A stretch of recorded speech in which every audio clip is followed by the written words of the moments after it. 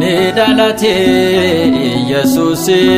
dubro Maryam irra Nidalate Yesus dubro Maryam irra Dune turre jireenya arganneerra Dhalachuu isaatiin fayyineerra Dune turre jireenya arganneerra Dhalachuu isaatiin fayyineerra Nidalate Yesus dubro Maryam irra Nidalate Yesus dubro Maryam irra Dune turre jireenya arganneerra Dhalachuu isaatiin fayyineerra Dune turre jireenya arganneerra Dhalachuu isaatiin fayyineerra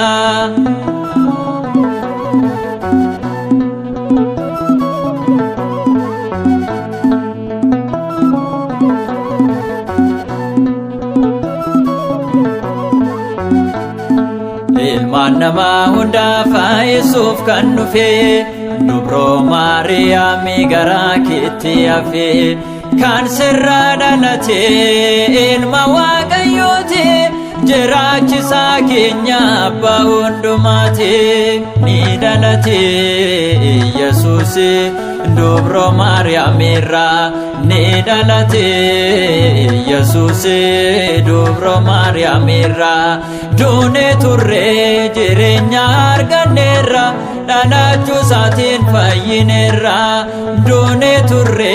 jireenya arganneerra Dhalachuu isaatiin fayyineerra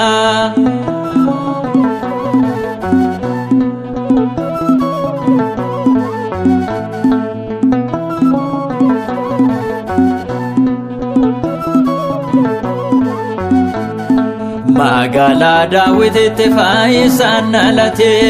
Raajiin dubbatame kunoon raawwate Saba hundumaatiif jireenya kan ta'u Ilma Maariyaam galanni haa ga'u Nidalate Yesus dubro Maryam irra Nidalate Yesus dubro Maryam irra Dune turre jireenya arganneerra Dhalachuu isaatiin fayyineerra Dune turre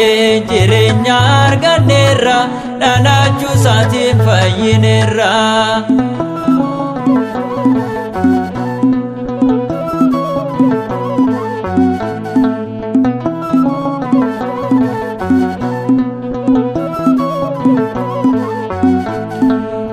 Moraaloonititti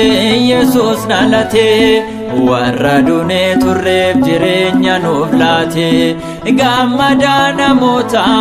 gooftaan dhalateera gonka kan hin barne ifne nuuf hifeera Nidalate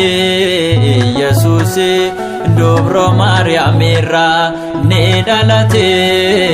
Yesus dubro Maryam irra Dune turre jireenya arganneerra Dhalachuu isaatiin fayyineerra Dune turre jireenya arganneerra Dhalachuu isaatiin fayyineerra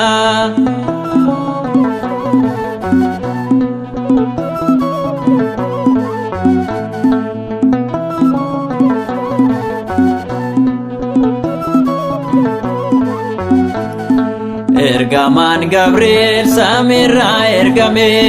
dhaloota Maanu'eeliin misraachoon nutti hime waadaan nuuf galame raawwachuuf dhufeera dubro Maariyaam irra Waaqni dhalateera Nidalate ኢየሱስ ዱብሮ ማርያም irra ni dhalate ኢየሱስ ዱብሮ ማርያም irra Doone turre jireenya arganneerra dhalachuu isaatiin fayyineerra Doone turre jireenya arganneerra dhalachuu isaatiin fayyineerra ni dhalate Yesuus dubro Maariyaam irra ni dhalate Yesuus dubro Maariyaam irra Doone turre jireenya arganneerra dhalachuu isaatiin fayyineerra Doone turre jireenya arganneerra dhalachuu isaatiin fayyineerra